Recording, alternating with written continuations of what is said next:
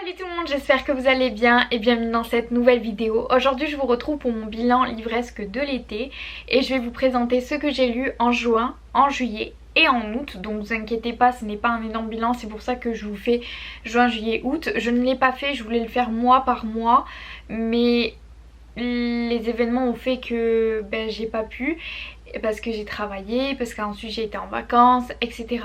etc. Du coup on se retrouve 1er septembre, on est le 2, ouais on est le 2 septembre et je vous fais le bilan, donc on va commencer maintenant. Du coup on va commencer par le mois de juin. Donc au mois de juin j'ai lu 1, 2, 3, 4, 5, j'ai lu 6 livres dont un webtoon. Donc c'est parti. Donc le premier c'est un webtoon donc qui est publié chez K-Books au prix de 14,95 €. C'est le tome 1 de Clean with Passion. Donc c'est une comédie romantique qui a été déjà adaptée en drama. Vous pouvez le trouver sur Viki si je me trompe pas. Donc en fait on va suivre Seonjul qui... non attendez, oui voilà. Donc je vous lis le résumé et ensuite je vous dis mon avis, comme ça ce sera plus simple. Donc Seonjul, désolée pour la prononciation nulle, est le PDG d'une grande entreprise de nettoyage. Tout le monde le pense parfait mais il cache un grand secret. C'est un névrosé de la propreté, la moindre petite tâche le fait tourner de l'œil et il passe sa vie à faire la chasse aux germes. Lorsqu'il recrute Osul, une jeune femme rayonnante mais désordonnée, il en est persuadé, ils n'ont vraiment rien à faire ensemble. Sauf que les faits du ménage en ont peut-être décidé autrement. Et pour ce premier tome, je regarde sur Goodreads, je lui ai mis la note de 3 sur 5. J'avais bien aimé, mais en fait je trouve que les dessins, je suis pas fan en fait des dessins comme ça, je préfère quelque chose d'un peu plus réaliste. Là c'est les dessins, j'étais pas très fan, donc je sais pas ce que ça va donner. Je lirai quand même le second tome parce que j'ai vraiment envie de savoir la suite. Et franchement j'avais bien aimé l'univers, ça changeait un petit peu de ce que j'avais l'habitude de lire. Donc voilà pour ce premier livre. Ensuite j'ai lu... attendez je regarde. J'ai lu Love and Otherworld de Christina Lauren. Je lui ai mis la note de 3 sur 5. Mais après réflexion, le temps que mon esprit cogite, tout ça, je lui ai mis la note de 4 sur 5. Parce que j'ai vraiment beaucoup aimé. Ce n'était pas un coup de cœur. Non, c'était pas un coup de cœur. Mais j'ai bien aimé l'univers. J'ai adoré Elliot et Massy. Leur couple et leur histoire est vraiment voilà. La plume j'ai adoré parce que j'adore la plume des Christina Lauren, mais au début c'était pas un coup de cœur parce qu'il me manquait, j'adore cet ennemi le Two Lovers. Moi au début j'étais très dérangée par le fait que c'était Friends, Two Strangers, Two Lovers. Vous avez compris. Donc on va suivre Massy qui est donc interne en pédiatrie, qui va donc préparer son mariage avec du coup un homme qui est plus âgé qu'elle mais qui correspond à toutes les attentes qu'elle veut, qui est de la stabilité et tout ça. Et le truc c'est qu'elle va retomber sur son premier amour qui est donc Elliot, qui plutôt, donc en fait le livre se décompose en mode vous avez un chapitre à l'heure actuelle et un chapitre donc je crois que c'est 15 ans ou 14 ans plus tôt, et donc ça rétrécit jusqu'à ce qu'il y a, donc vous le comprendrez dans l'histoire.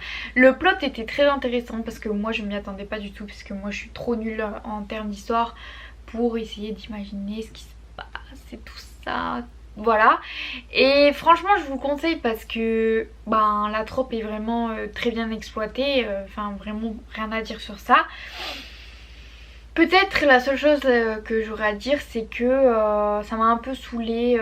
Des fois Massy elle m'énervait un petit peu, des fois je la trouvais un peu trop chiante, j'étais un peu là en mode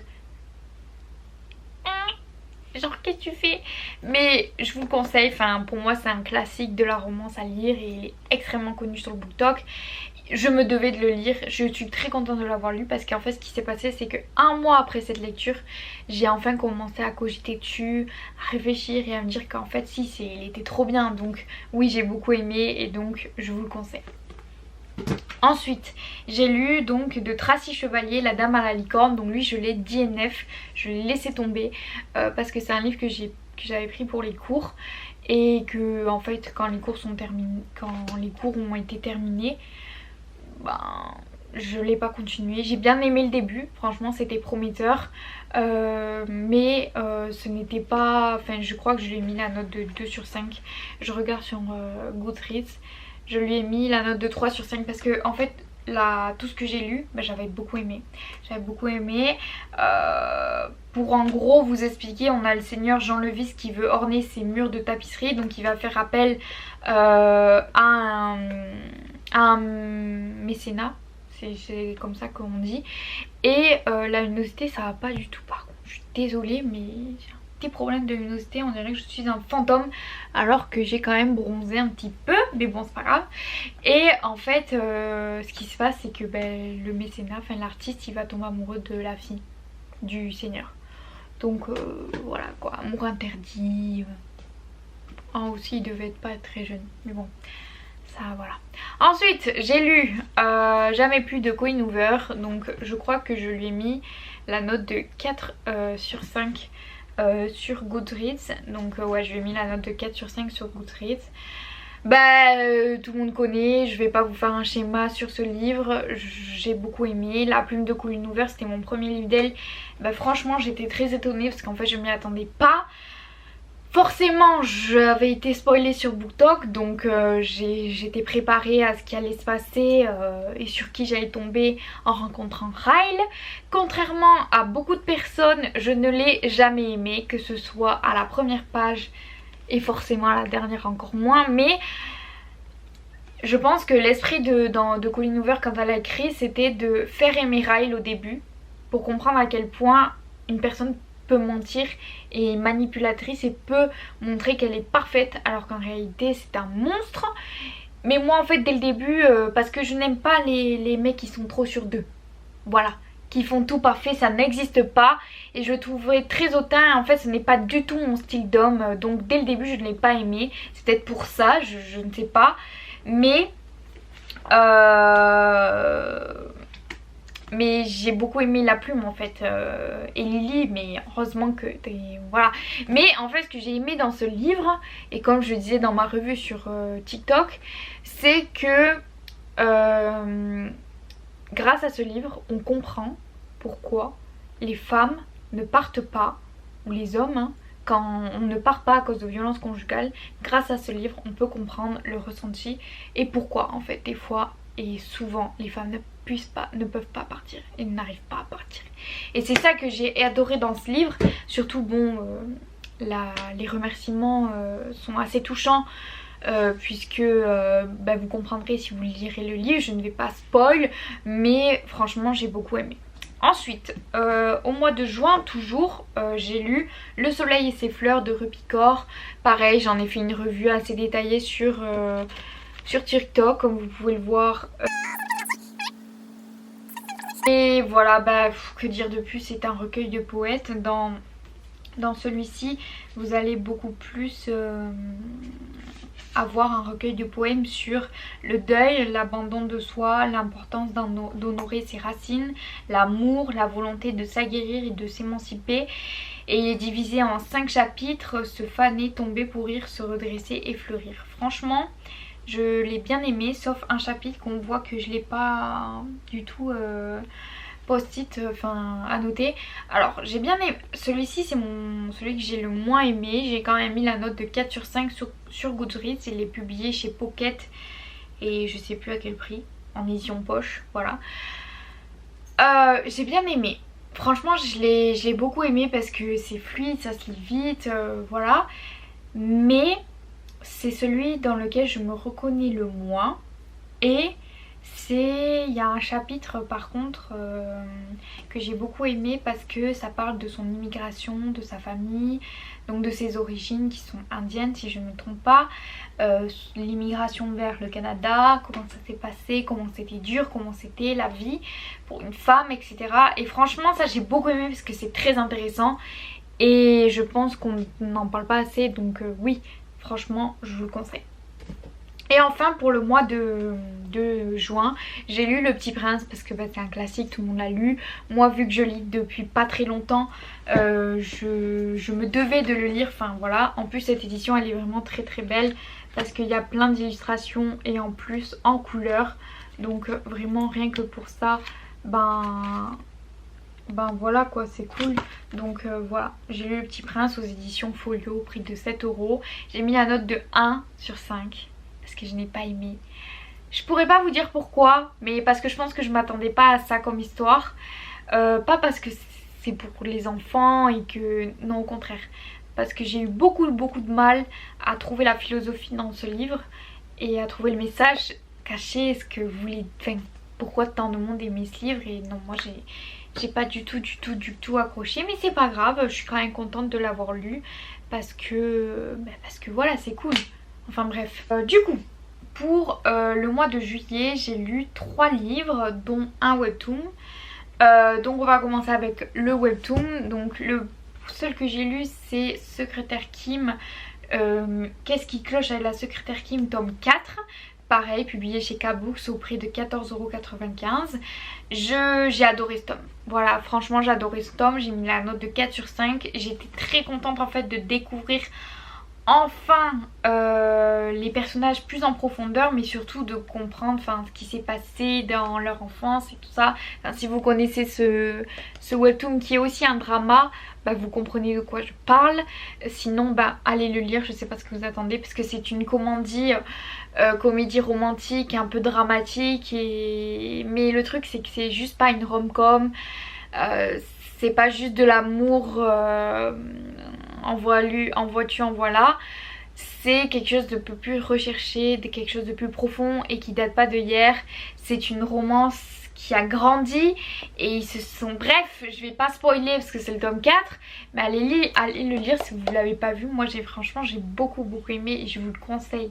Franchement pour l'instant c'est l'un de mes webtoons préférés. Donc voilà. Ensuite j'ai lu donc en roman, j'ai lu Curian de Colleen Hoover. Alors lui franchement c'est un gros coup de cœur, j'ai beaucoup aimé. Je lui ai mis la note de 5 sur 5.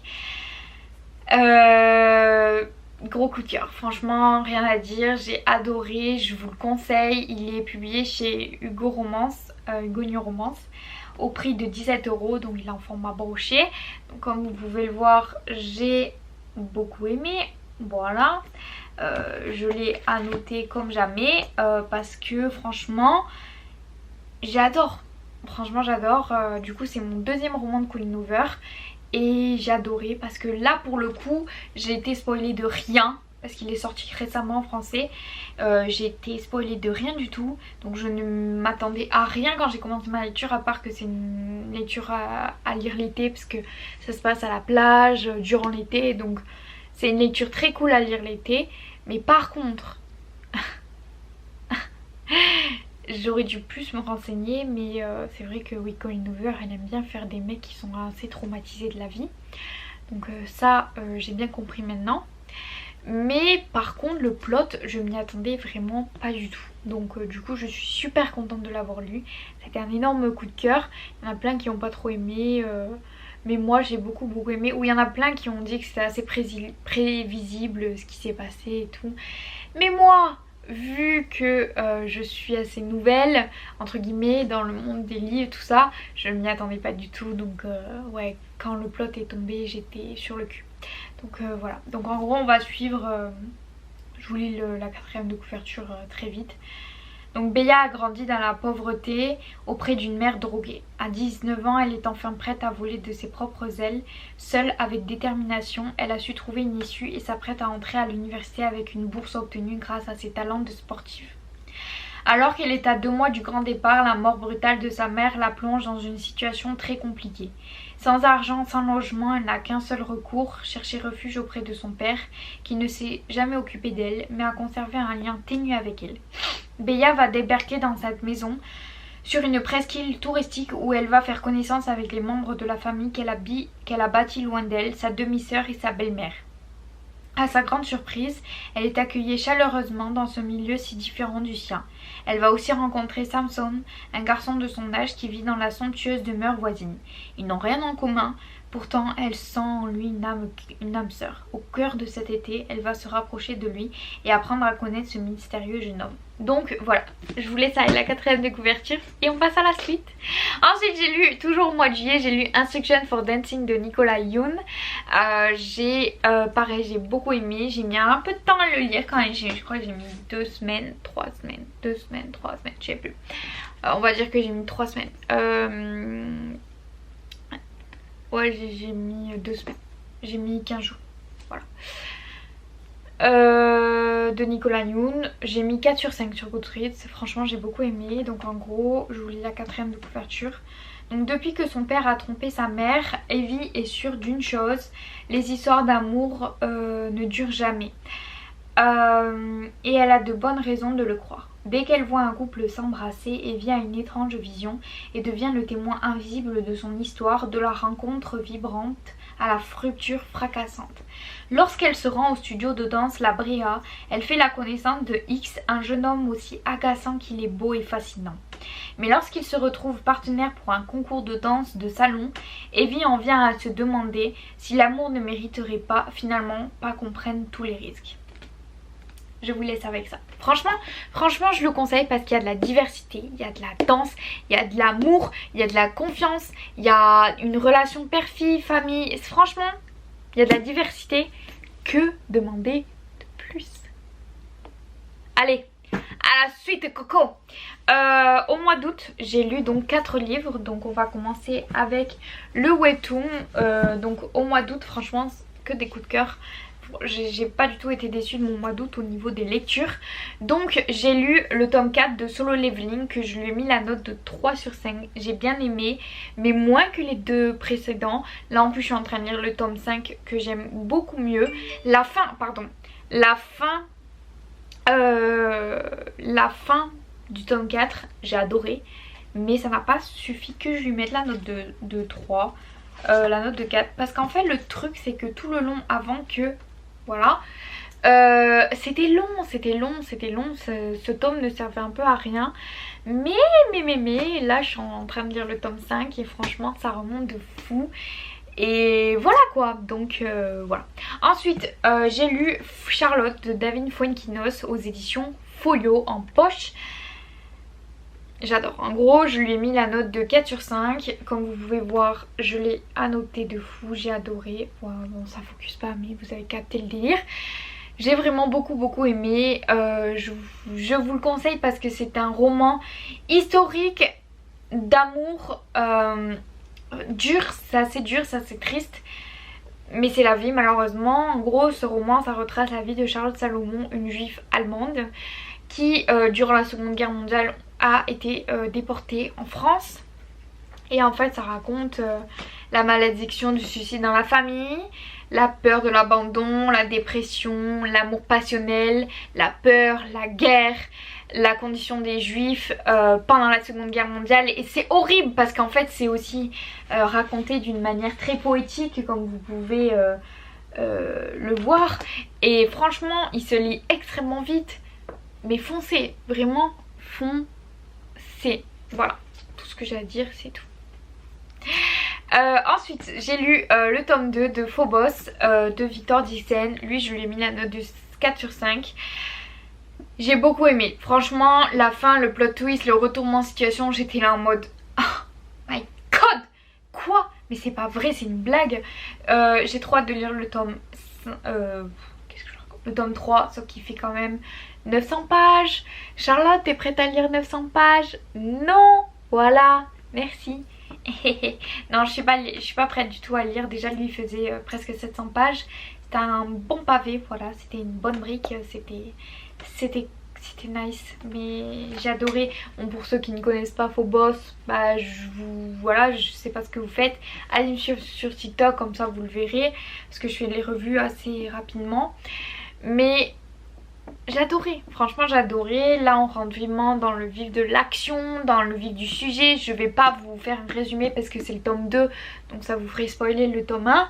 Mais en gros on a 6 astronautes et 12 astronautes, 6 garçons, 6 filles, qui sont partis avec un programme de speed dating et qui en gros ont dû former des couples avant d'arriver sur Mars. Donc c'est une émission de télé-réalité et le problème c'est que ça va pas se passer comme prévu et il va se passer plein de choses et le but ça va être de découvrir et de survivre en fait.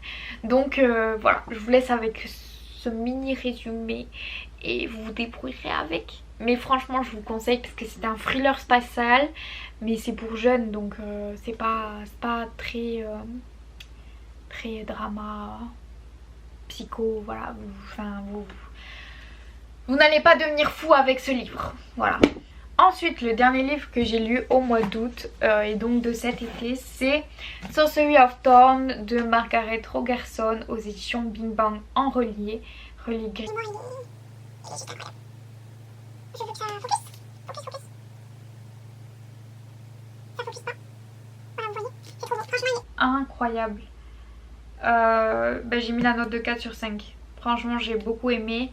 Pareil, je vous en ai fait une revue assez détaillée sur TikTok. Donc si vous ne l'avez pas vu, allez me suivre parce que c'est là que je fais le plus de vidéos par rapport au livre. J'ai beaucoup aimé. Franchement, j'ai beaucoup aimé cet univers. En fait, l'univers m'a vraiment fait penser à La Belle et la Bête. Mélangé à une autre histoire mais je sais plus. Je l'ai dit dans mon TikTok mais là je sais plus, ça fait longtemps que je l'ai terminé. J'ai vraiment beaucoup aimé en fait l'univers fantastique, ça m'avait trop manqué.